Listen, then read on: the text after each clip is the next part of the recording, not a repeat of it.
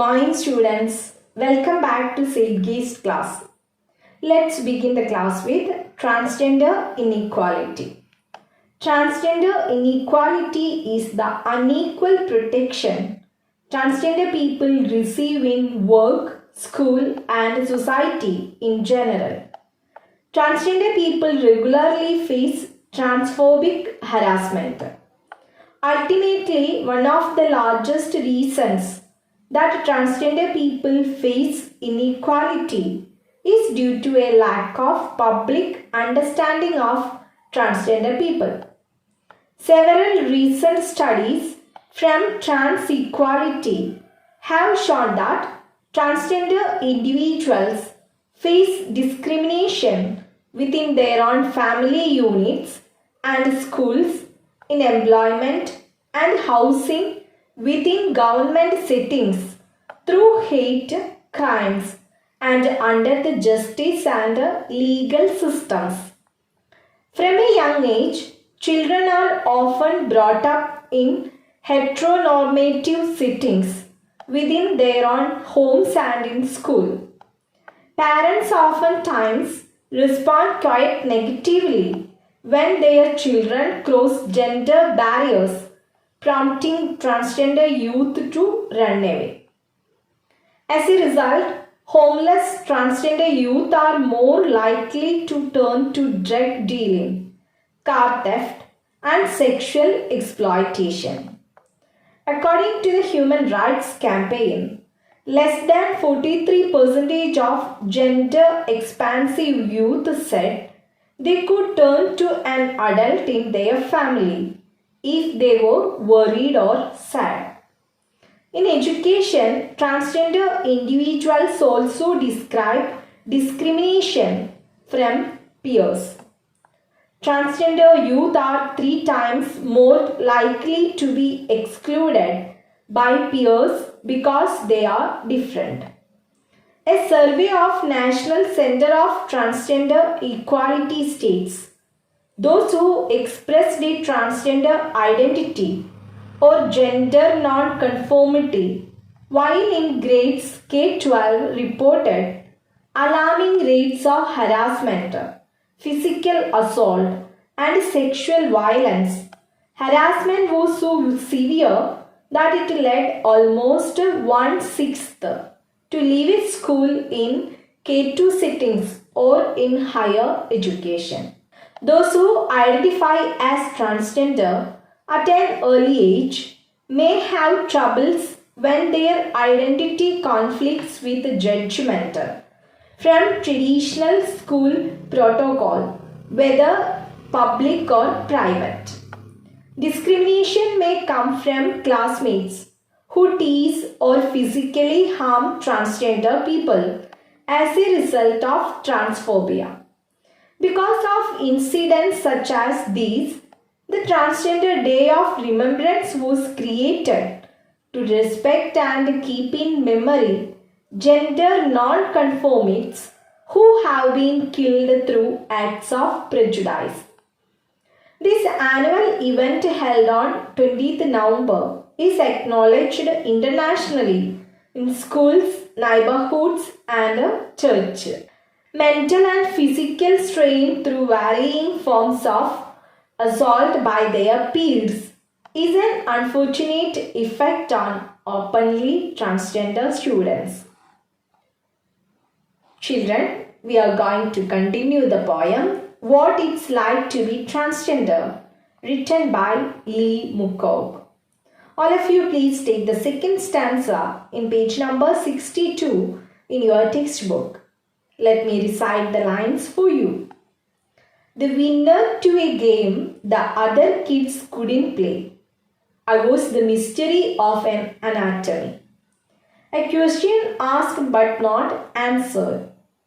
Tight-dropping between awkward boy and apologetic girl. And when I turned 12, the boy face wasn't deemed cute anymore.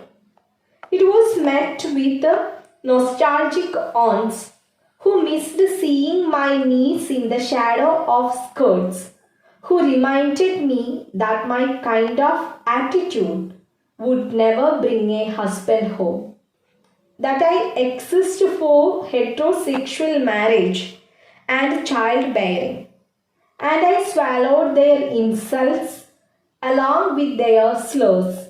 Naturally, I did not come out of the closet.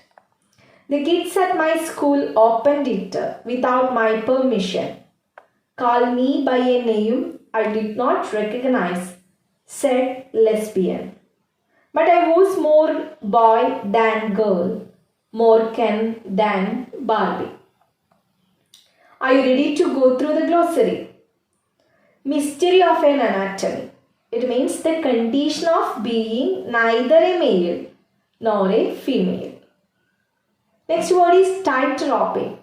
It means the situation of being a boy and a girl at the same time. Awkward means unpleasant. Apologetic means regretful. Next word is face. It means appearance. Deemed means considered. Heterosexual means people are sexually or romantically attracted to people of the opposite sex.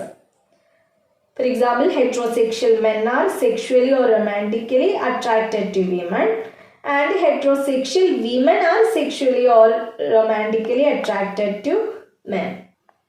Next word is childbearing. Childbearing means the process of giving birth to children.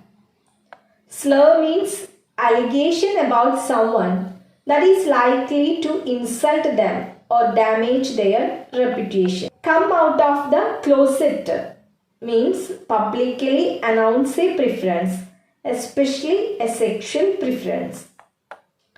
Lesbian means homosexual woman. Ken than Barbie means dolls stand for boy and girl. I think all of you are very familiar with the Barbie dolls. Ken is Barbie's boyfriend. Now we are going through the paraphrase of this stanza. I think all of you have remembered well. The narrator has fixed his identity as a boy. He started to play like a boy with the other boys. He won the game which other kids couldn't play. He was the mystery of an anatomy because he was neither fully a boy nor a girl. A question asked but not answered. So here the line stands for the absence of fixed gender identity of a person.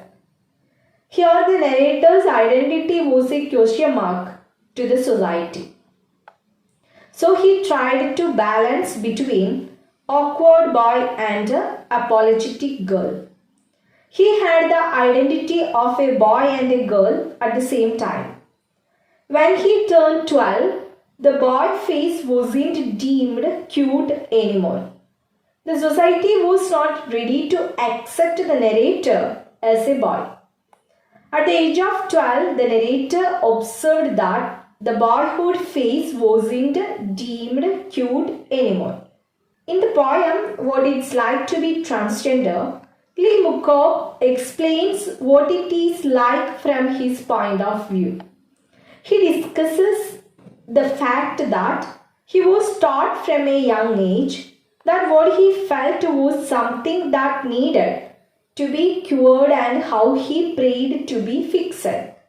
He talks about how at a certain age it no longer looks like a face, but instead becomes something to live every day with and present as his personality. He discusses the trouble of coming out of the closet and distinguishing between being just homosexual and being transgender. He balanced the awkwardness of boy and girl. He can't really what is he, and at the age of 12, the boy face did not look nice anymore. So he wore skirts because his nostalgic aunts reminded that if he went on with boys' kind of attitude, he would never bring a husband home and never become a mother. The nostalgicons reminded the speaker at the age of 12 that his kind of attitude would never bring a husband home and would thwart heterosexual marriage and childbearing. He swallowed their insults along with their slurs. At first his own relatives questioned him. Naturally, the narrator refused to reveal his secret. Here his secret means his gender identity. He did not reveal his gender identity problem with others. His schoolmates opened the washroom when he was in it and also revealed his identity problem publicly. They also named him as lesbian. The kids in the school had found some truth about the speaker's identity. That is why they started to call him as lesbian. Actually, the narrator didn't understand the meaning of the word lesbian. They were so cruel to him. He was more boy than girl, more Ken than Barbie. The narrator identified himself, he is a boy than a girl. Ken and Barbie are dolls, fictional American characters. Ken is Barbie's boyfriend. Here the expression stands for the speaker's gender identity. The speaker was both but more boy than girl. He started to face the mental and physical harassment relating his identity from his relatives and schoolmates. We are moving to next stanza. It had nothing to do with hating my body. I just love it enough to let it go. I treat it like a house, and when your house is falling apart, you do not evacuate. You make it comfortable enough to house all your insides. You make it pretty enough to invite guests over. You make the floorboards strong enough to stand on. Let's go through the glossary. Falling apart means break into pieces. Evacuate means leave. Floorboards means wooden planks. We are going through the paraphrase of this stanza. He did not hate his body. He just loved it enough to let it go. Because he treated or considered his body as a house. That is why he did not want to leave it. He loved his body like his own home. He felt comfortable with his body. He accepted the beauty of his body. He was ready to admit the reality of his body. How the people were making their homes attractive with wooden planks, like that he accepted and loved his body. He admitted the mystery of anatomy. He was ready to live happily with this reality. But the society was not ready to accept his gender identity problem. Now we are moving to the next stanza. My mother's tears I have named myself after fading things, as she counts the echoes left behind by Miahal, Leela Alcon, Blake Brockington. She fears that I will die without a whisper, that I will turn into what is shame, conversations at the bus stop. She claims I have turned myself into a mausoleum, that I am a walking casket. News headlines have turned my identity into a spectacle. Bruce Jenner on everyone's lips, while the brutality of living in this body becomes an asterisk at the bottom of equality pages. Let's go through the glossary. Miahal. Miahal was a 27-year-old transgender who was shot dead by police in Baltimore, USA on 30th March 2015 for taking a wrong turn on the road. Leela Alcon. an American transgender girl who committed suicide at the age of 17 to stop discrimination and abuse after being struck by a semi-trailer, Ohio, USA. Blake Brockington. Blake Brockington, an American transgender man who committed suicide after being struck by several vehicles in Charlotte, North Carolina, USA on 23rd March 2015 before turning 19.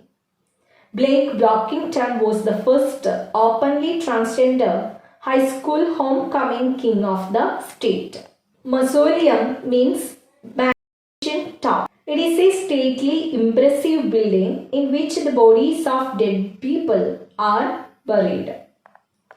Casket means coffin or a box in which the body of a dead person is buried. Spectacle means attract attention. Bruce Jenner, William Bruce Jenner. He was an American television personality and Olympic gold medal winning athlete in decathlon in the 1976 Montreal Olympics. Asterisk means star marks or symbol. Equality pages means newspaper often discuss gender and sexual equality.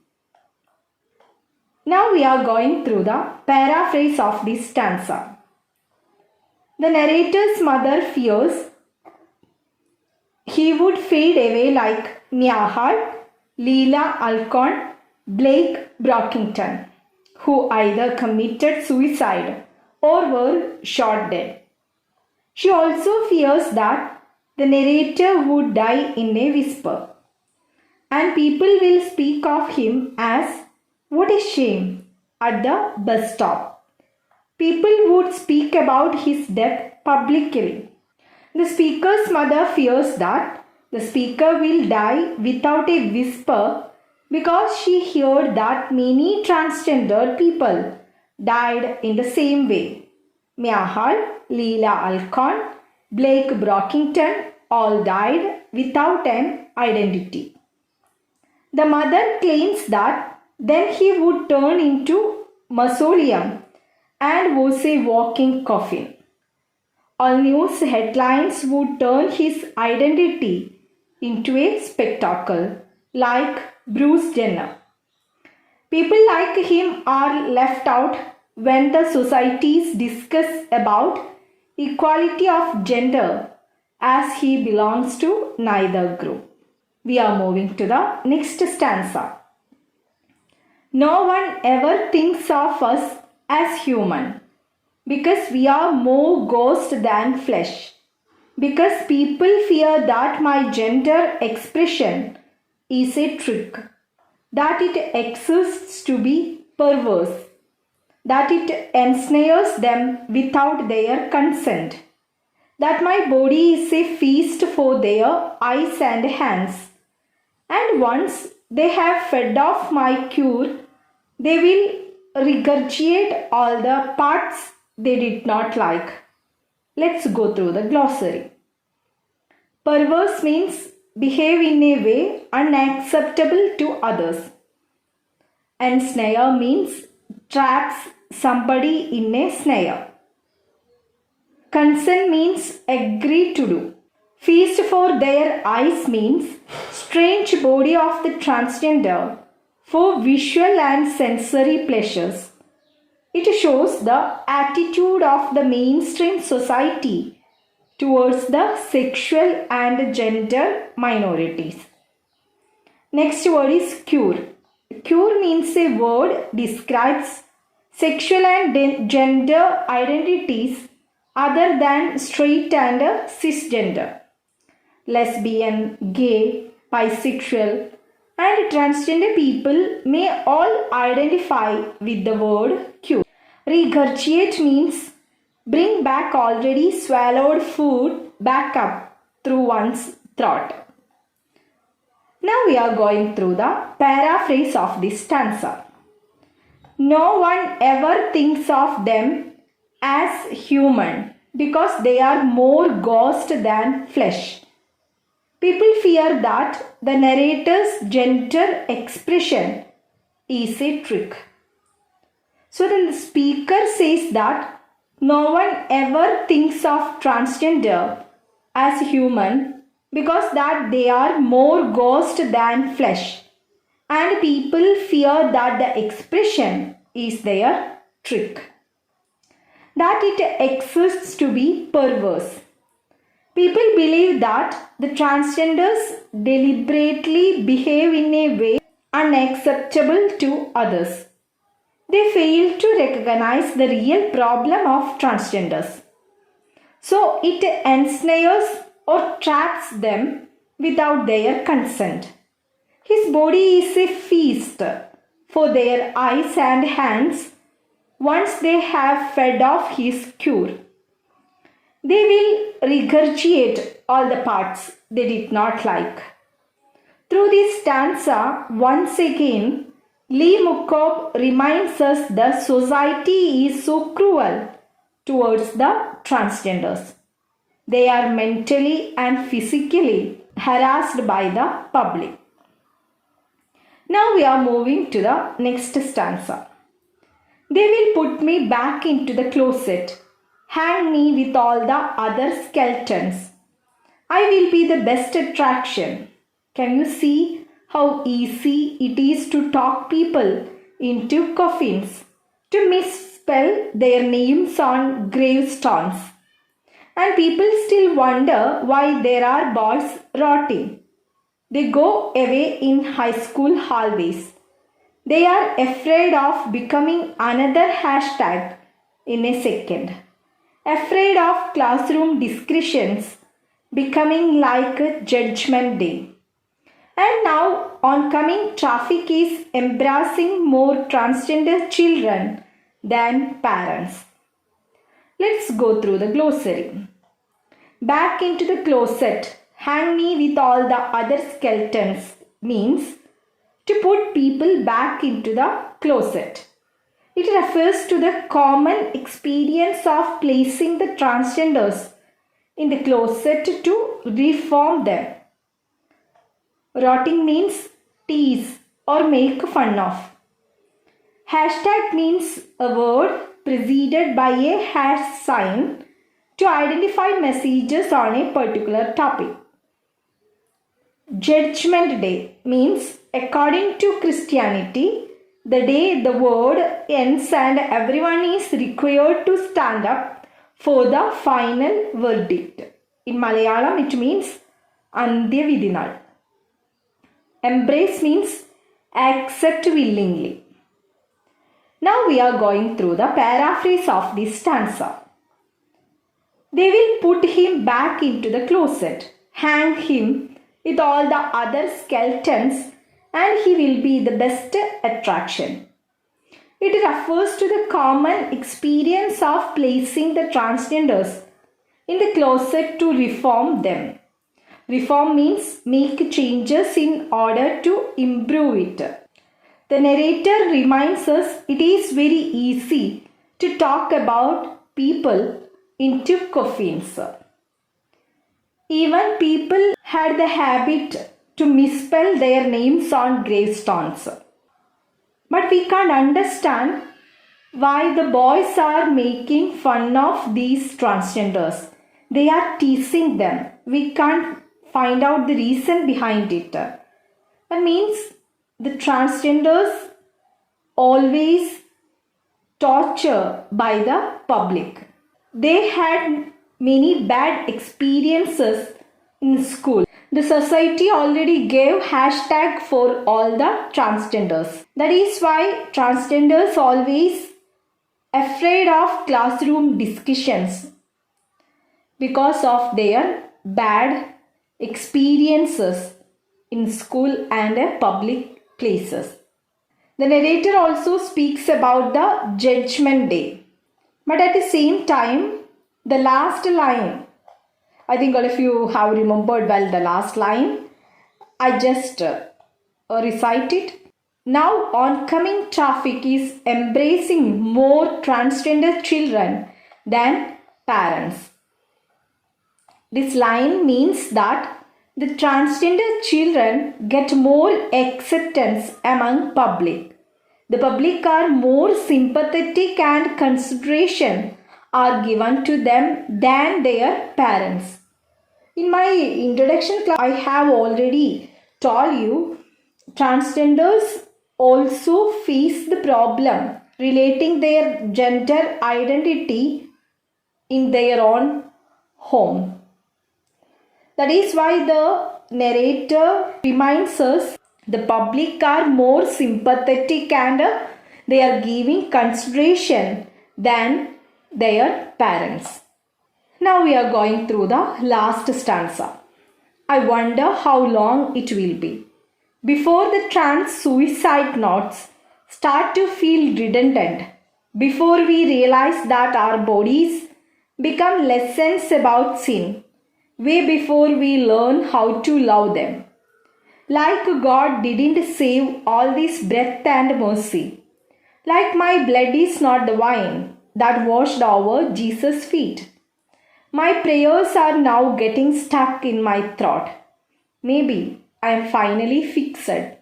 Maybe I just don't care. Maybe God finally listened to my prayers. Let us go through the glossary. Redundant means excess. Wash Jesus' feet means the position of a transgender person whose prayers are unanswered. Stuck in my throat means unable to say something due to one's emotional state. Now we are going through the paraphrase of this last stanza. He wonders how long it will be before the trans suicide notes start to feel redundant. They are transgenders not because of their sin, and so should love their body. He prayed long for the answer but did not receive, and his blood is not the wine that washed over Jesus' feet. His prayers are now getting stuck in his throat. The speaker now knows that he cannot be fixed by his prayer, and so doesn't care about his anatomy. Even though he wants a solution, but there is no answer, that is why his prayers are now getting stuck in his throat. Maybe he feels finally he had fixed. I think all of you remembered well. In the beginning of this poem, the poet prayed to God to fix him. That is why maybe he feels finally he had fixed, because he understands that is how God wants him. So he don't care anymore. He accepts whatever God has decided and don't have any complaint. Towards the end of the poem, What It's Like to Be Transgender, Lee Mukop turns into a pessimistic mode. Having recognized one's non-acceptance in the world where religions preach universal love, the poem captures the identity crisis imposed on the transgender people every now and then by the mainstream culture. Lee's poem is incredible. His phrases are meaningful and deep and convey the issues of transgender people effectively. The poem ends by saying that he wants a solution for everything, but he now knows that he cannot be fixed by his prayer and so doesn't care about his anatomy. And maybe God finally listened to his prayers. I hope all of you have understood the real problems of the transgenders in this society. Now we are going through the poetic style in the poem. What It's Like to Be Transgender is a soul-bearing poem which addresses the gender identity issues in the context of transphobia. Autobiographical in touch, Mukov describes how he came out as a transgender. The poem captures the identity crisis imposed on the transgender people every now and then by the mainstream culture. I already told you Lee's poem is incredible. His phrases are meaningful and deep and convey the issues of transgender people effectively. He uses simile, alliteration, and metaphors beautifully and definitely is more easily to connect to. The stanzas are irregular and run on lines. His statements are down to earth and hold a unique power. He does not answer all the questions for the audience, but lets them reflect and answer themselves. When he recites the poem in TED shows, his presentation style is strong. You can watch in YouTube. He speaks fluently and strongly. One can feel his emotions through his words. I think it's the right time to discuss the questions relating this part. I treat it like a house. What? Who is the trans woman shot dead by the police in Baltimore, referred to in the poem? Who is the Olympic gold winning decathlete mentioned in What It's Like to Be Transgender? Explain I Was the Mystery of an Anatomy. Next question, how did the narrator observe the boyhood phase at the age of 12? Next question, what did the nostalgicons remind the speaker at the age of 12? How was the speaker called a lesbian? Next question, what is meant by the expression I was more Ken than Barbie? Next question, she fears that I will die without a whisper. Why? Next question, who was Mia Hall? Who was Leela Alcott?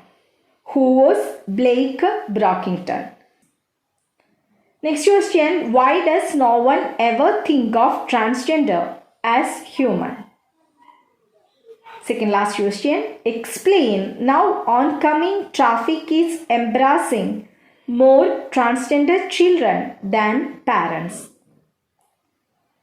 Last question, my prayers are now getting stuck in my throat. Why did the speaker fear so?